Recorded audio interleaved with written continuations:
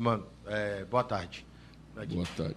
Domingo é, de fato, um dia especial, que é Dia das Mães, e normalmente acho que as mães de jogadores e técnicos, esposas, estão acostumadas com esse tipo com os maridos e filhos nos jogos de futebol. Eu queria saber como é que você... Longe de casa. Longe de casa. Queria saber como é que você passa o Dia das Mães, assim, com a sua esposa, com a sua mãe. O jogo mais cedo ajuda um pouquinho também, não? O jogo mais cedo ajuda, pelo menos, para a gente poder almoçar juntos depois, né? Um pouquinho mais tarde, mas pelo menos a gente pode almoçar. Mas com a minha mãe não vou poder. Está muito longe, não vai dar tempo não de chegar lá. Agora, uma outra pergunta sobre uma matéria especial que a gente está fazendo. O Dedé, ele falou para a gente que ele havia conversado com você sobre um posicionamento específico de escanteio, falando que o Arrascaeta cobrava a bola muito curta e para ele isso estava dificultando. E o gol deles, contra o Botafogo, saiu um lance assim, e você falou com ele, tá vendo, Dedé? Viu como é que era você que estava errado? Eu queria que você comentasse um pouco sobre o posicionamento do Dedé nessas bolas paradas, que tem sido tão importante para o Cruzeiro como arma. Não comento sobre isso, porque essa é a estratégia do gol, né? Não posso contar, né? Bola parada é muito de qualidade da cobrança, é muito de trabalho em equipe, para alguém poder chegar na bola numa condição melhor. A gente melhorou isso, né? Nos últimos jogos, que a gente não vinha fazendo nenhuma coisa, nem outra bem. Às vezes a ansiedade, quando você não faz, fica muito tempo sem fazer gol de bola parada, todo mundo quer fazer. E não pode todo mundo querer fazer, porque só um que faz. Os outros têm que trabalhar para esse fazer, né? Não precisa ser sempre o mesmo, mas tem que fazer um trabalho em equipe, porque é difícil fazer gol de bola parada, né? O adversário posiciona bem, estuda bem quase que todas as jogadas que você faz, hoje tem tudo à disposição. Na verdade, é um misto de qualidade com persistência, vai insistir. Um bom padrão de cobrança de bola é importante, né? Você não pode puxar na frente e o cobrador bota lá no segundo pau. Você vai para o segundo pau, o cobrador coloca no primeiro. Aí perde toda a confiança da equipe e acaba não fazendo. Existem períodos da temporada que acontece com mais frequência, os gols de bola parada, exatamente por causa dessa confiança, e outros, às vezes, não acontece, né? A gente trabalha sempre, repete, a parte defensiva e a parte ofensiva, mas está ligado diretamente com a qualidade da execução lá, na hora mais importante, que é a hora do jogo. Mano, última semana antes da Copa do Mundo, que o Cruzeiro não teve, melhor dizendo, jogos no meio de semana. Foram 2 dias de folga, 4 dias de treinamento no total. O que se intensifica nesse período, que vai ser bem diferente desses próximos 30 dias que o Cruzeiro vai viver? Primeiro recuperamos a maioria dos jogadores nos 2 primeiros dias, para você poder, né, arejar um pouco a parte mental, não ver as mesmas caras todo dia, que vai dando um cansaço, né? Poder sair um pouco. Depois, trabalhamos, depois de muito tempo, 2 turnos de novo, que foi o trabalho da quarta-feira. Podemos repetir algumas questões. Ontem fizemos saída de bola, construção de jogada, que você, às vezes, não tem oportunidade de fazer pelas emergências, pelas substituições, pelas alterações da equipe. Hoje vamos poder fazer um trabalho técnico, de fundamentação técnica, que também é raro, né? Você não pode repetir tanto. Essa semana permite fazer isso. E assim vamos preparando para dar uma condição boa para poder fazer um jogo num horário difícil de se jogar, que é 11 horas da manhã. Diferente para todos nós, mas que vai ter o benefício da presença do torcedor. O estádio vai estar, né, com bastante gente. Então vamos tentar utilizar esse ambiente a nosso favor com uma boa semana de preparação. E ainda com a ausência do Edilson, você tendo a chance de colocar o mesmo time em campo aí pela 3ª partida consecutiva. Tem visto os reflexos disso dentro de campo e é o cenário ideal pela frente o Cruzeiro tem jogos bem complicados, Copa do Brasil, Libertadores e a sequência do Brasileiro com o Clássico? Poder repetir a base da equipe é algo positivo, sim. Vai melhorando o entrosamento natural, né? Que eu falo, os jogadores já vão levando de jogo para jogo o acumulado de entendimentos, de conversas, de situações que acontecem e que geram evolução, porque tem que apresentar soluções. Então, repetir, sem dúvida nenhuma, é algo positivo. Vamos tentar tirar proveito disso. E tendo essa repetição, esse entrosamento, o trabalho na saída de bola, trabalhando desde a defesa, sem dar aquele chutão, isso é importante também para que o jogador já possa ir assimilando isso, até pelo espaço que o esporte deve ter, a menos que vão vir com 3 volantes? Olha, não tem a ver com o adversário em si, tem a ver com uma padronização nossa de melhora de saída de bola, de construção de jogada desde a primeira etapa defensiva. E você leva isso baseado na análise que você faz de jogo para jogo. Os primeiros 20 minutos do jogo contra o Botafogo, a gente teve dificuldade de saída de bola.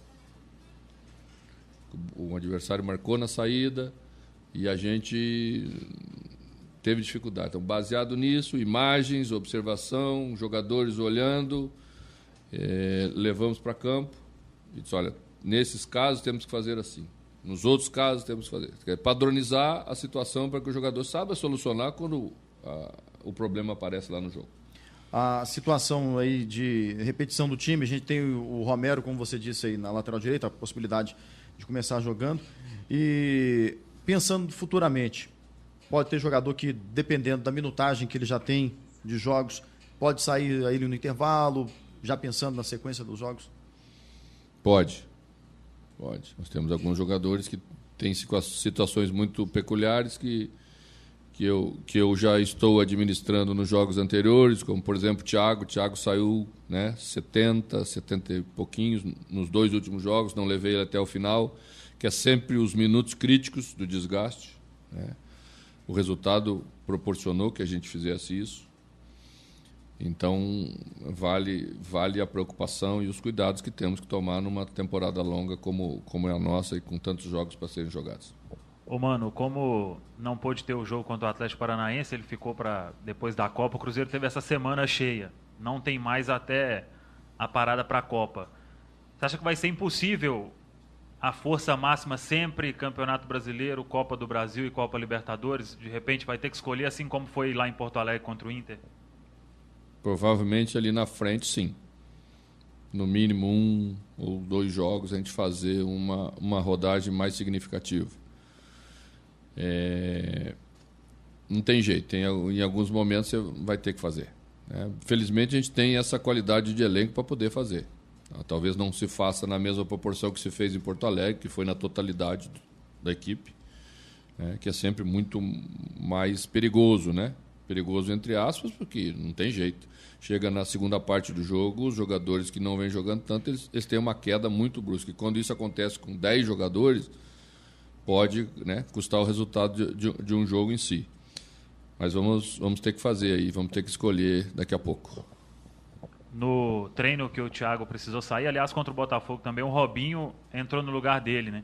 É uma ideia sua também, às vezes, trazer o Robinho mais para o meio, tirá-lo um pouco da ponta? Ou são ocasiões, ou você está identificando que o Robinho pode render mais ali neste momento?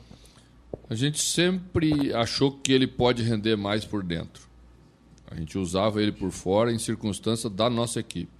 O Robinho não é um velocista, não é um jogador de flanco. O jogador que faz essa função muitas vezes precisa abrir o campo de jogo, né? Esperar pela construção da jogada. O Robinho quer participar dessa construção por característica. E é importante mesmo que ele participe porque é um jogador diferenciado nesse aspecto. A gente fazia da outra forma. Mas agora, em função de ter colocado o Rafinha, ter colocado um jogador de flanco pela direita, o que nós fazíamos mais pela esquerda antes, se abriu a possibilidade de trazer ele de volta para dentro do campo, onde ele rende mais. Eu acho que é mais justo com ele, principalmente nesse momento, né? Momento que patina um pouquinho e a gente tem que recuperar o jogador. Mano, você falou aí sobre ter que rodar um pouco o grupo. São 10 jogos em 30 dias, né? Um jogo a cada 72 horas aí.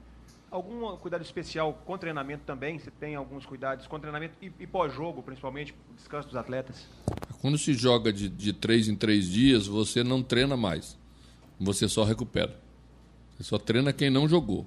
Quem jogou só faz recuperação, né? Porque você faz no dia seguinte ao jogo o pós-jogo e no outro você faz a preparação do jogo. Você já está na véspera, se tratando de domingo para quarta. Quando se trata de quarta para domingo de novo, aí você tem um dia a mais. Então você pode treinar um dos dias, geralmente o da véspera, que é sábado, também você não pode alongar muito. Então tem que tomar os cuidados mesmo, controlar, direcionar bem para a qualidade do treinamento, jamais para a quantidade, né? Diminuir muito a duração para poder fazer um treino que trabalhe as questões necessárias de jogo para jogo. Mano, você falou sobre essa questão dos jogadores de flanco mesmo. O Cruzeiro perdeu o Alisson, né, que foi para o Grêmio, e esperava-se muito do David, mas o David acaba tendo esses problemas de lesões, e aí ele não está jogando com a frequência que se esperava. Queria que você falasse quais foram as soluções que você encontrou dentro do elenco mesmo do Cruzeiro para suprir essa carência de ter um jogador caindo pelas pontas, aquele atacante beirada que você sempre gostou, e tinha no Alisson essa posição. Eu penso que é muito necessário, seja qual for a escolha do jeito de jogar, você ter um jogador de velocidade, no mínimo, pelo lado, né? Seja pela esquerda ou pela direita. Porque você precisa dessa profundidade, a equipe precisa dessa profundidade. Você pode trabalhar, ter bom toque de bola, ter boas movimentações, mas o futebol precisa de alguém que rompa a linha, que obriga o adversário a recuar um pouco, ou você poder jogar nas costas quando eles te derem espaço. Você tem que ter capacidade para usar isso. Nós ganhamos 2 jogadores de volta para fazer isso, né? O Rafinha, pela direita, dá essa profundidade, que pela esquerda ele não conseguia dar tanto pelo pé, que forçosamente o destro, né, muitas vezes se obriga a trazer para dentro. E aí a inversão de lado foi para isso, para ter ele. E também ganhamos no Sassá, que é um jogador de força física que rompe pelo centro, né, botando profundidade com bola nas costas do zagueiro. Então a equipe também cresceu em função disso. Ô, mano, queria que você falasse especificamente o seguinte: o pessoal vinha falando nos últimos anos em questão de nível do futebol brasileiro. E hoje tem vários times sendo destacados, cada um por uma qualidade diferente. Hoje fala-se, né, do Cruzeiro, do Mano Menezes, do Atlético Paranaense, do Fernando Diniz, o Corinthians lá com o Carille. Você acha que realmente esse ano o nível do futebol deu uma elevada? Sua opinião como profissional? Acho que o Campeonato Brasileiro está melhor. Podemos citar aí mais gente, né? O Grêmio do Renato. Podemos citar o Palmeiras do Roger. Vamos encontrando aí mais equipes que já jogam um futebol que referencia, inclusive, né, como vocês gostam, dá o nome de alguém para credenciar isso, o nome do técnico junto. Eu acho que é uma boa notícia. Eu acho que o futebol brasileiro deste ano, o Campeonato Brasileiro deste ano, está sendo jogado já num nível melhor. E é o caminho. Se cada vez exigirmos mais, mantivermos os trabalhos, né, permitir que eles evoluam, sentir que eles estão evoluindo, a partir do momento que você sente que eles estão evoluindo, né, manter o trabalho, isso é uma receita que, com o tempo, vai produzir certamente um futebol melhor e que vai deixar todos contentes, principalmente o torcedor que vai no estádio. Mano, boa tarde.